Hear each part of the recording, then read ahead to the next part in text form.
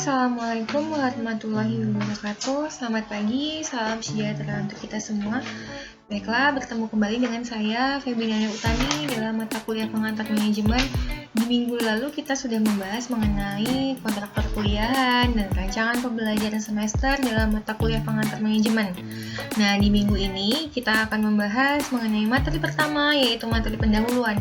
Pertama-tama yang harus kita ketahui dari pengantar manajemen ini adalah apa sih definisi dan arti dari manajemen itu sendiri.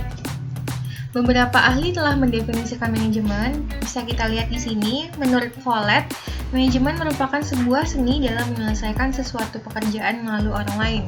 Lalu, Nicholas McHugh juga mendefinisikan manajemen sebagai sebuah proses yang dilakukan untuk mewujudkan tujuan organisasi melalui rangkaian kegiatan. Apa saja kegiatannya, yaitu ada perencanaan, pengorganisasian, pengarahan, dan pengendalian orang-orang serta sumber daya organisasi lainnya. Definisi selanjutnya ini menurut John DeMillet. Beliau mendefinisikan manajemen sebagai process directing and facilitating the work of people organized in formal group to achieve a desired end. Lalu, James Toner juga mendefinisikan manajemen sebagai suatu proses perencanaan, pengorganisasian, pengarahan, dan pengendalian kegiatan anggota organisasi dengan menggunakan sumber daya organisasi untuk mencapai tujuan yang telah ditetapkan. Jika kita simpulkan dari keempat pendapat ahli tadi, maka terdapat 4 kata kunci. Yang pertama, mengenai definisi manajemen ini, kata kunci yang pertama adalah adanya proses atau kegiatan. Yang kedua ini adanya fungsi-fungsi manajemen. Yang ketiga merupakan sumber daya organisasi. Dan yang keempat, kata kuncinya ini adalah tujuan organisasi. Selanjutnya dikatakan juga bahwa manajemen ini merupakan sebuah ilmu dan seni. Kenapa manajemen dikatakan sebagai suatu ilmu? Karena dalam manajemen ini sendiri terdapat teori-teori yang telah dipelajari dalam ilmu-ilmu pengetahuan terdahulu. Lalu sifatnya juga bersifat ilmiah. Kenapa manajemen dikatakan sebagai suatu seni? Karena manajemen ini diciptakan oleh manusia dan mengandung unsur keindahan.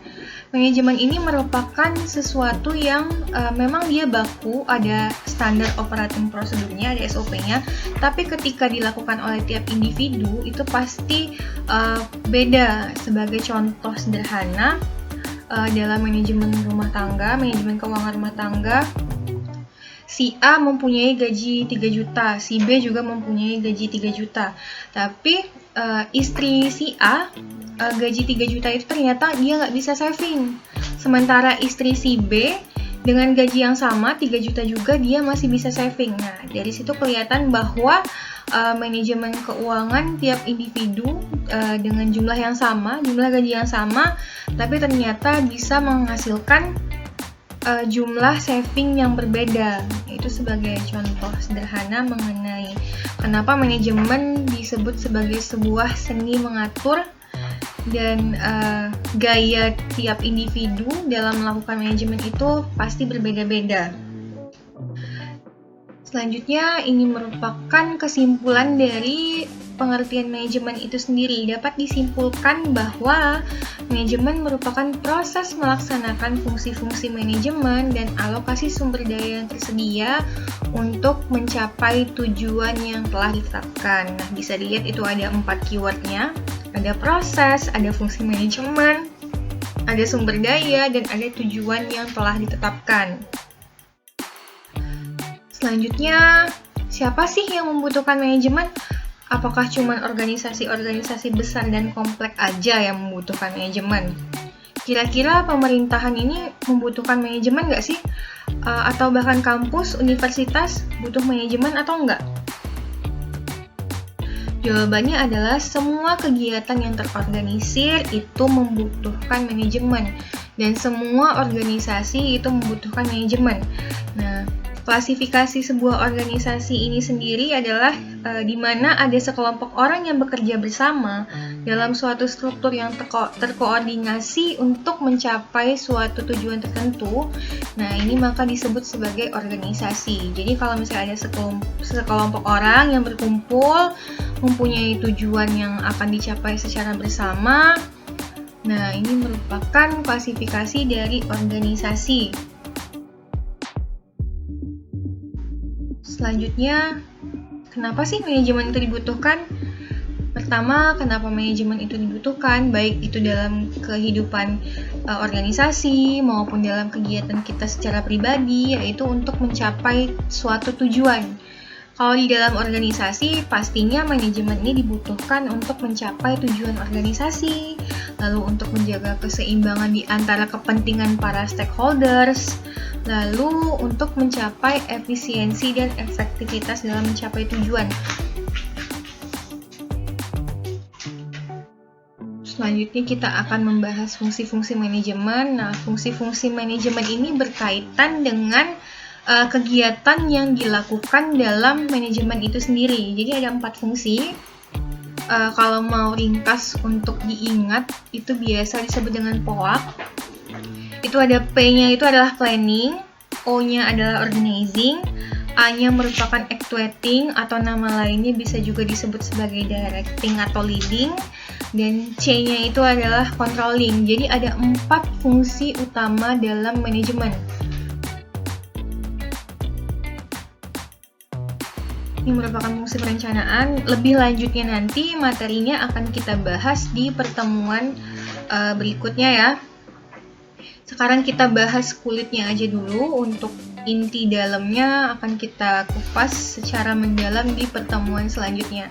Ini merupakan kegiatan-kegiatan dalam fungsi perencanaan. Kita lanjut ke fungsi pengorganisasian. Merupakan proses yang menyangkut strategi dan taktik yang telah dirumuskan dalam perencanaan. Jadi jika di fungsi perencanaan ini merupakan awal rencana, nah selanjutnya bagaimana mengorganisasikan rencana-rencana tersebut itu di fungsi pengorganisasian. Untuk kegiatan dalam fungsi pengorganisasian ada alokasi sumber daya, penetapan struktur organisasi, rekrutmen, dan penempatan SDM sesuai dengan kualifikasinya. Lalu untuk fungsi manajemen yang ketiga itu ada actuating atau pengarahan, merupakan implementasi program supaya bisa dijalankan oleh seluruh pihak. Jadi tadi sudah ada fungsi organisasi, selanjutnya itu masuk ke fungsi pengarahan, di mana dalam proses pengarahan ini akan ada detail informasi, detail pengarahan mengenai apa sih yang harus dilaksanakan untuk mencapai tujuan organisasi. Detail untuk kegiatan fungsi pengarahan mencakup tugas dan penjelasan rutin, kebijakan yang ditetapkan. Selanjutnya kita beralih ke fungsi terakhir dalam fungsi-fungsi manajemen ini, yaitu adalah fungsi pengawasan.